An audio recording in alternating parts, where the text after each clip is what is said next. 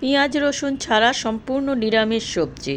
তেলের মধ্যে হিং, দুটো কাঁচা লঙ্কা ফোড়ন দিয়েছি।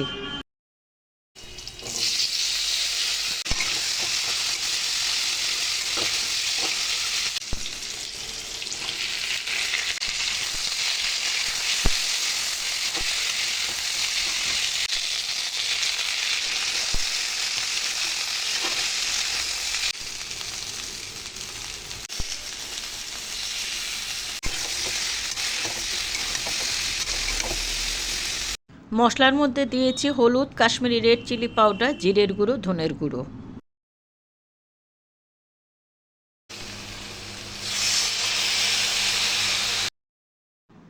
দিয়েছি 2 বাটি জল, 1 বাটি দুধ।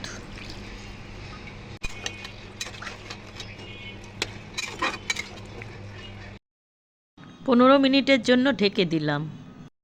এটা আমার নিজস্ব মশলা, আমি ঠাকুরের ভোগে খুব ইউজ করি, পরে দেখাবো কখনো।